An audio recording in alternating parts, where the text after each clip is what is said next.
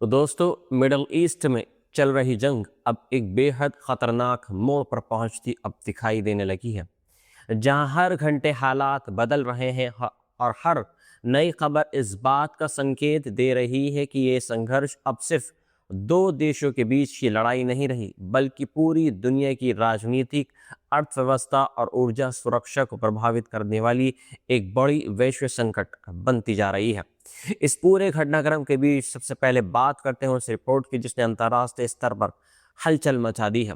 Financial times की एक report के मुताबिक खाड़ी देशों के बीच इस बात पर चर्चा शुरू हो चुकी है कि अगर ये जंग और ज़्यादा लंबी चलती है तो वे अमेरिका और अन्य वेस्टर्न देशों से अपने निवेश का एक हिस्सा वापस लेने पर सोच सकते हैं। रिपोर्ट के मुताबिक खाड़ी देशों के पास दुनिया भर में लगभग 2 से 3 ट्रिलियन डॉलर का विदेशी निवेश है और अगर इन देशों ने एहतियात के तौर पर अपने निवेश को वापस निकालना शुरू किया तो वैश्विक वित्तीय बाजारों में भारी उथल पुथल देखने को मिल सकती है। रिपोर्ट में ये भी कहा गया है कि युद्ध के चलते खाड़ी देशों के बजट पर दबाव बढ़ रहा है, क्योंकि ऊर्जा की बिक्री प्रभावित हो रही है, पर्यटन और व्यापारिक एक्टिविटीज कम हो रही हैं और पूरे क्षेत्र में अस्थिरता और ज़्यादा बढ़ती जा रही है। इसी बीच सऊदी अरब की एक रणनीतिक योजना पर भी चर्चा तेज हो गई है। जानकारी के मुताबिक सऊदी अरब फारस की खाड़ी से अपने तेल को पाइपलाइन के जरिए सीधे लाल सागर के यानबू पोर्ट तक भेजने की योजना को सक्रिय कर सकता है, ताकि हार्मोज में किसी भी तरह के खतरे से बचा जा सके।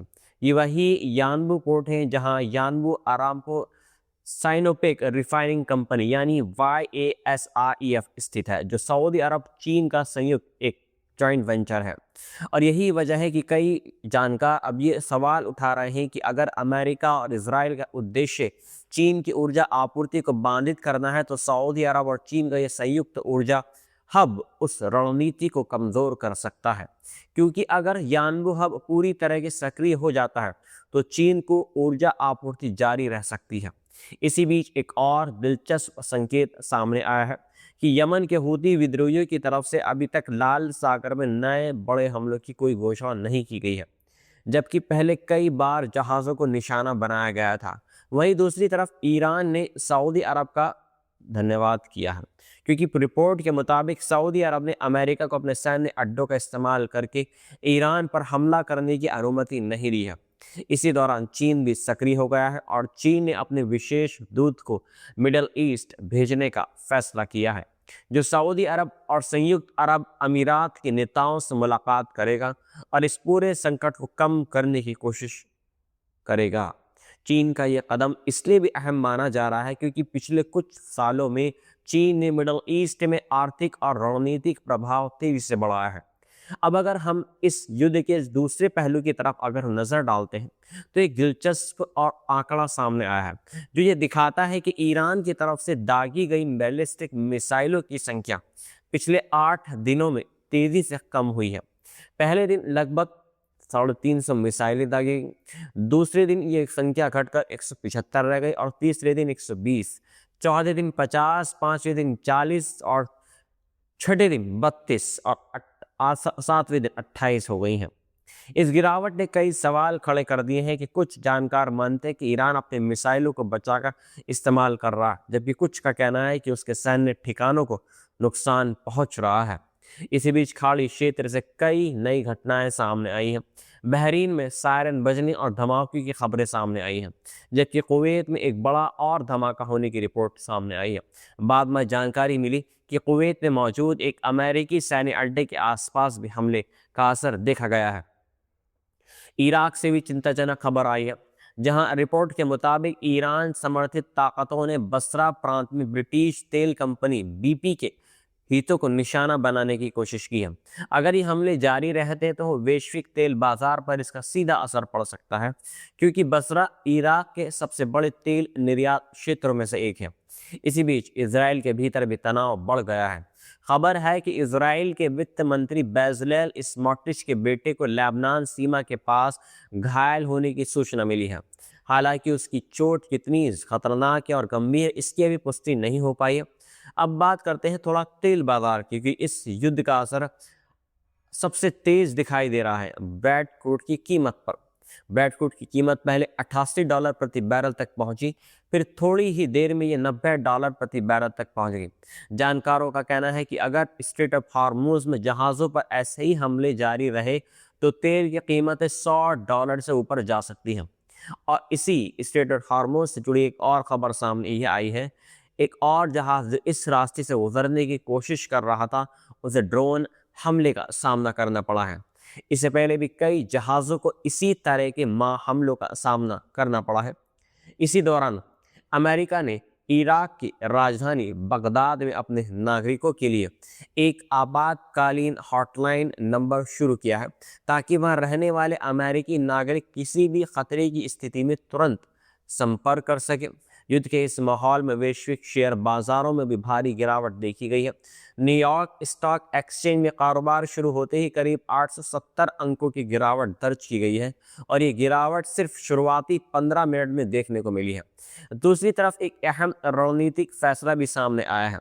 रिपोर्ट के मुताबिक अमेरिका ने रूसी तेल पर कुछ प्रतिबंधों में ढील दी है, ताकि भारत जैसे देशों को रूसी तेल खरीदने में किसी आर्थिक सजा का डर न रहे। ये फैसला इसलिए बहुत इंपॉर्टेंट माना जा रहा है क्योंकि अगर मिडल ईस्ट से तेल की आपूर्ति प्रभावित होती है तो रूस एक वैकल्पिक आपूर्तिकर्ता के रूप में सामने आ सकता है। इसी बीच यूक्रेन के राष्ट्रपति व्लादिमीर जेलेंस्की ने भी नाराजगी जताई है। उन्होंने कहा है कि पिछले एक सप्ताह में मिडल ईस्ट में जितने मिसाइल इंटरसेप्टर इस्तेमाल किए गए हैं, उतने यूक्रेन ने 2022 अब तक इस्तेमाल नहीं किए गए हैं। उनका इशारा इस बात की तरफ था कि पश्चिमी देशों का ध्यान अब यूक्रेन से हटकर मिडल ईस्ट की तरफ चला गया है। इसी दौरान ईरान की कुद्स फोर्स के कमांडर इस्माइल कानी को लेकर भी कई तरह की अफवाहें फैल रही हैं। कुछ लोग कह रहे हैं कि उन्हें मार दिया गया है, कुछ लोग कह रहे हैं कि उन्हें गिरफ्तार कर लिया गया है, लेकिन अब तक कोई आधिकारिक पुष्टि नहीं हो पाई है। और कई सूत्रों का यहाँ तक कहना है कि वे अभी भी अपने सैन्य जो काम है उसको पूरी तरीके से कर रहे हैं। इसी बीच इजरायली सेना के चीफ ऑफ स्टाफ ने एक बड़ा बयान देते हुए कहा है कि इजराइल अब ईरान के खिलाफ एक लंबी जंग में प्रवेश कर चुका है और देश के लोगों को इसके लिए तैयार रहना चाहिए। इस पूरे संकट के बीच एक और भू राजनीतिक खबर सामने ये आई है कि अजरबैजान ने उन रिपोर्ट्स को खारिज किया है जिसमें कहा यह जा रहा था कि वे ईरान की सीमा की तरफ सैन्य तैनाती और ज़्यादा बढ़ा रहा है। अजरबैजानी अधिकारियों ने कहा है कि जो तस्वीरें सोशल मीडिया पर वायरल हो रही हैं वे पिछले साल जनवरी की हैं। अब बात करते हैं उस बयान की जिसने इस युद्ध को और गंभीर बना दिया है। अमेरिका ने कहा है कि उसका लक्ष्य ईरान की सरकार से बिना शर्त सरेंडर करना है। इस बयान का मतलब यह है कि अब यह संघर्ष एक ऐसे फेज में पहुंच चुका है जहां दोनों देशों के लिए पीछे हटना बेहद मुश्किल हो गया है। और इसी दौरान आसमान में कुछ रहस्यमय गतिविधियां भी देखी गई हैं। रिपोर्ट्स के मुताबिक इराकी हवाई क्षेत्र से ईरान की तरफ कुछ अज्ञात उड़ने वाली चीज़ें दिखाई दी हैं, यानी कुछ लोग टॉमहॉक मिसाइल मान रहे हैं, जबकि कुछ का कहना है कि ये उच्च ऊंचाई पर उड़ने वाले विमान हो सकते हैं।